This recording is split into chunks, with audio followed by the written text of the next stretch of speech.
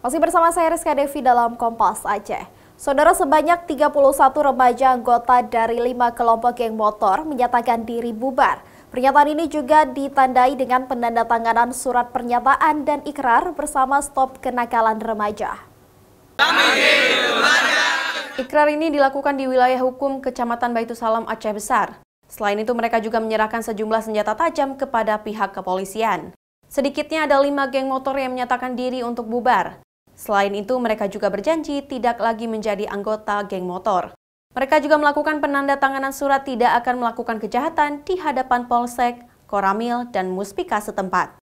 Selain membuat surat pernyataan, 31 remaja anggota geng motor ini juga mendeklarasikan diri untuk tidak lagi terlibat dalam aksi kenakalan remaja seperti anggota geng motor, tawuran, balap liar, narkoba, bullying, dan pergaulan bebas. Kami dari anggota geng motor Aceh Besar, Baitusalam, pada hari ini kami akan bubar, sah bubar geng motor di Banda Aceh.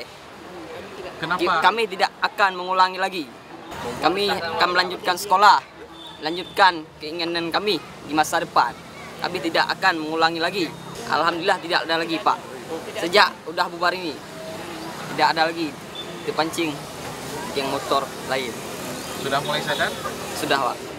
Sementara Polsek Baitusalam saat ini membina 31 orang remaja yang berpotensi terlibat dalam aksi kenakalan remaja.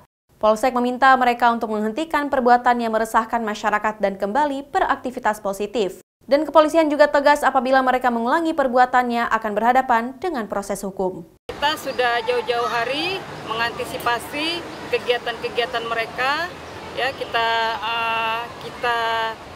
ambil senjata tajam mereka yang berada di rumah, kemudian kita lakukan pembinaan kepada anak-anak tersebut, kita serahkan ke kampung, begitu juga dengan peran orang tuanya, itu yang sudah kita lakukan hingga sampai tercetusnya deklarasi deklarasi kenakalan remaja.